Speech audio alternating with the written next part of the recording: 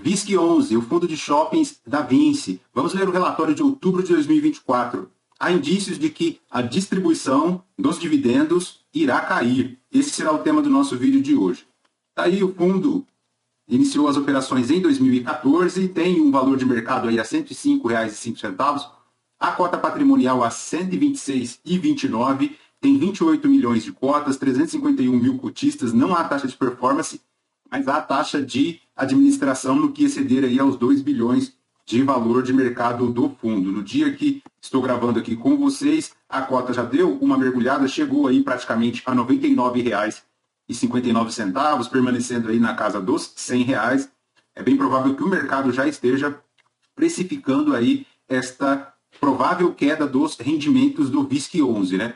Vamos ler aqui. Neste mês ele distribuiu 80 centavos, dos quais ele ainda tem 35 centavos de renda não distribuída. Tem um crescimento do NOI aí em relação a 2023. Também há um crescimento das vendas por metro quadrado do shopping, o que é interessante. No cenário macroeconômico é aquela situação que nós já verificamos, né, pessoal? A elevação da taxa de juros longo do mercado americano, chegando aí a 4,38. Aqui, na economia doméstica, nós temos os juros reais em patamares considerados elevados, né, a 8,5% a taxa de juros real, e a NTN-B já dando indícios que caminha para os 7%. Né? Além da questão da meta fiscal, que o governo está nessa situação aí, se consegue divulgar aí um pacote de redução de gastos, né? E se esses gastos serão efetivamente reduzidos, está toda essa questão aí no imbróglio. Mas no que diz respeito aqui ao VISC11, como comentamos, nesse mês ele gerou 80 centavos de distribuição, mas, pessoal, ele só conseguiu produzir 67 centavos de resultado, sendo que ele distribuiu essa diferença aí do resultado não acumulado, né? Que permanece ainda em 35 centavos, que poderá, segundo a gestão, ser utilizada em distribuições futuras. É basicamente esta falta de potência na geração de receitas do fundo que demonstra aí que o fundo não está em uma situação de manter esse patamar de distribuição em 80 centavos. Né? Ele não consegue gerar mais resultados. Os 80 centavos atualmente distribuídos se referem a uma venda passada, que ele possui um resultado aí acumulado dentro do fundo, mas essa reserva já está fazendo água, né? Ela já está a 35 centavos.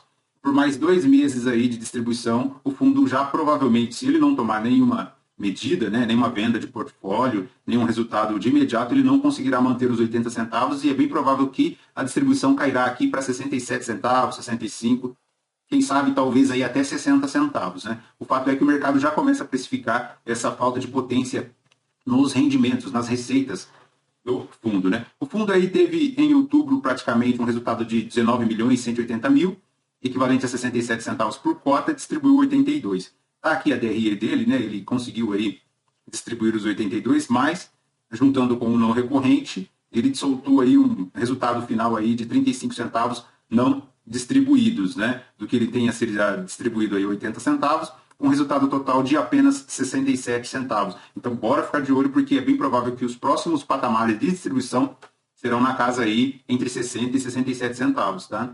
Aqui o histórico de distribuição, como já comentamos, ele vem decrescendo, né? Lá em 2023 ele chegou aí a R$1. Em janeiro ele distribuiu aqui, recebeu um resultado gerado maior em decorrência das vendas, segurou essa distribuição no patamar de R$1, mas já em junho de 2024 não conseguiu mantê-lo, desceu para 85 centavos e agora para 80 e muito provável cairá para 65 centavos. Né?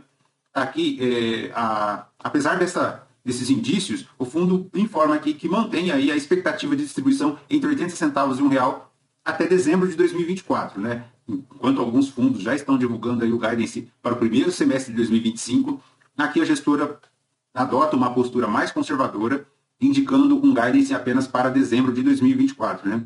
Aqui a estimativa de distribuição, o guidance entre 80 e R$1, é bem provável que o piso inferior aqui de 80 centavos é o que será realizado aí pela gestora. O fundo tem uma rentabilidade que está deixando a desejar, né, em relação ao geral aí do mercado. Tem aí praticamente uma variação líquida negativa aí de 3,4 pontos percentuais. A cota ajustada do fundo encerrou a 104,25, como comentamos, ela já está chegando aí aos 99, aos R$100. Uma redução de 3,4, que somente somado aí aos rendimentos distribuídos, representou uma queda de 2,6 no mês, equivalente a 0,5 pontos percentuais, né? O que é uma notícia negativa aí para o cotista, né? Aqui ele frente ao IFIX, no geral, acumulado, ele está a 85,1%, né, do CDI líquido, mas ele nesse mês não apresentou um resultado tão positivo assim, né? Juntando aí com toda a distribuição, houve uma queda de 2,6 ao mês. Aí o valor de mercado, o fundo tem praticamente 3 bilhões, né? Este valor aqui de 3 bilhões implica na consideração daquela taxa de administração, tá? De 1,05, né? É isso que verificamos aqui no início do relatório. Se ele está, isso, ó, sobre o valor que exceder 2 bilhões, o fundo tem uma taxa de administração aí de 1,05 ao ano. Então, cotado aí a 3 bilhões, é bem provável que já incida esta taxa de administração, né? O volume médio diário de negociações na B3 está em 3,9 milhões, o que é excelente, uma liquidez praticamente perene, né? O fundo tem aí um patrimônio de 3,6 bi e em participações de shoppings ao total 3,9 bilhões, né? As aplicações 355 milhões, dos quais 349 eram títulos públicos referenciados pelo DI com liquidez imediata, né? É uma situação aí que o fundo possui, mas é importante ele não abrir mão aí dessas aplicações para distribuir, né? O que seria um ponto extremamente negativo. É interessante o fundo ele continuar aí a gestora se movimentando para produzir resultados, né, com os imóveis do fundo. Aqui um aviso, o fundo tem aí um patamar aqui de obrigações, né, referente às aquisições prévias no total de 627 milhões, e sendo que desse total 214 são obrigações líquidas, né, que o fundo já possui de imediato. Está aqui os CRIs que ele adquiriu e dos quais ele terá que desembolsar aí todo o valor para fazer frente, né, a essas aquisições desses CRIs. Durante os próximos 12 meses, segundo a gestora, o fundo possui aí 125 milhões em obrigações, sendo o inicial em 2024, terminando lá em 2036. Em relação ao resultado operacional, que é o NOI, o fundo teve um crescimento aí de 8,2%, saindo de R$ 80 por metro quadrado para 87, né, o que é importante, apresentando aí este crescimento. Em relação às vendas, o fundo atingiu aqui R$ 1.206,80 o metro quadrado por venda, o que é uma redução se comparado ao mesmo período anterior. Se considerado aí as participações atuais do fundo, em comparação ao mesmo período, as vendas por metro quadrado apresentaram um crescimento de 7,8%, né? Está aqui em relação a 2023 e 2024, acumulado no ano, e as vendas em relação a setembro, né? Teve um pequeno decréscimo aí, saindo de 1.212 para 1.207. Vamos ver aí no final do ano, né, pessoal? Conforme se aproximam aí as vendas de final de ano, 13º, Natal, Ano Novo, tudo isso pode ajudar a impulsionar as vendas por metro quadrado do shopping, né? Principalmente aí se considerar também o período de férias escolares, né? Maior movimentação de pessoas nos shoppings, nos cinemas, nas lojas, compras, as liquidações de janeiro também podem impactar positivamente o fundo, mas até lá a expectativa é que a distribuição da cota, enquanto esse resultado gerado não possuir aí, vir aí para o caixa, né, do fundo, a projeção é de que a distribuição caia para 60, 65 centavos, 67 centavos. Né? Tá aí os desempenhos de aluguel, de venda das lojas, os fluxos de veículos. Todo esse cenário aqui pode mudar aí já nos próximos relatórios, né, como comentamos, em decorrência do final de ano.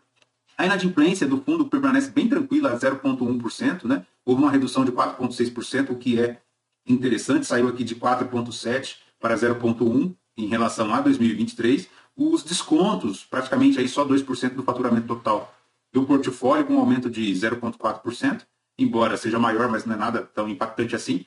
A taxa de ocupação dos imóveis aí permanece num patamar interessante aí de 93,9%, né? Houve um aumento na vacância física do fundo, mas não é nada absurdo, é normal a troca de inquilinos. Está aí a distribuição de NOI por ativo. Essa parte do relatório ela poderia melhorar um pouco, né? Especificar, embora bastante colorido aqui, as cores por vezes elas embaraçam um pouco e dificultam a identificação do NOI por ativo do shopping, né? O que é possível de identificar aqui é que em relação ao Prudent Shopping o fundo tem praticamente aí 12% de NOI, o que é interessante, né? Mas seria interessante também uma estratégia de pulverização, né? Já que ele tem aqui diversos fundos já pulverizados, o Prudent Shopping seria interessante ele conseguir essa exposição do NOI em relação a esse ativo, aumentando aqui a participação nos outros shoppings, né? O fundo, pessoal, ele realizou uma operação um tanto quanto estranha, né? Ele praticamente tinha um excelente ativo aqui na carteira, ele tinha uma participação considerável aqui no Ribeirão Shopping.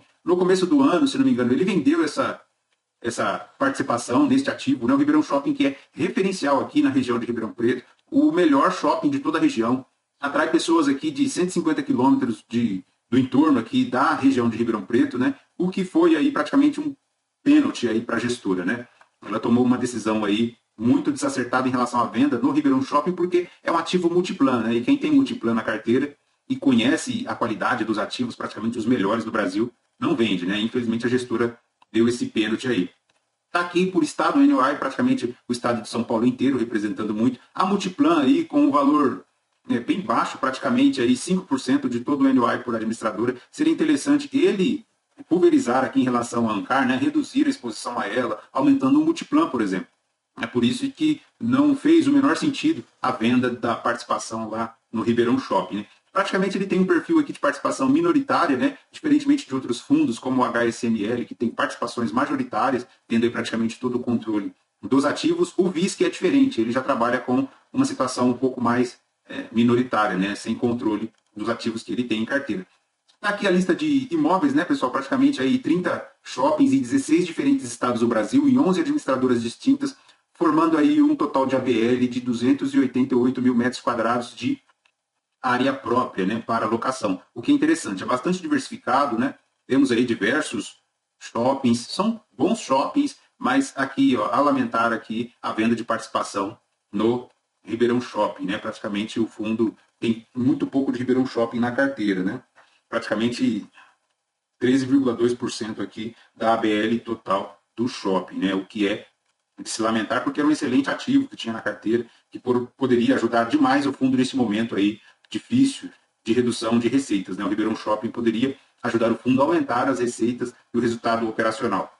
Né? Tá aí toda a distribuição dos shoppings no Brasil, tem praticamente até o conjunto nacional lá em Brasília, tem Porto Velho, praticamente do sul ao norte do Brasil, né? Do norte, de leste a oeste, praticamente aí de Rondônia até o Rio Grande do Norte, do Rio Grande do Sul até o Pará, realmente é bastante diversificado, mas seria interessante ele também reduzir a exposição dele ao Prudent Shopping, conseguir uma maior exposição aí à Multiplan, reduzir a exposição dele à Ancar, né? O que seria interessantíssimo. Está aqui o Shopping Estação lá em Curitiba, né? Então, esses ativos, seria interessante o fundo conseguir uma maior exposição a eles, né? Porque isso ajudaria demais nesse momento de queda das receitas, né? Vamos acompanhar aí, vamos ver quais serão os próximos passos. É bem provável que se a cota descer aos 60 centavos de distribuição, né, ela no mercado na B3 é bem provável que não manterá aí esse patamar de 99, 100 reais.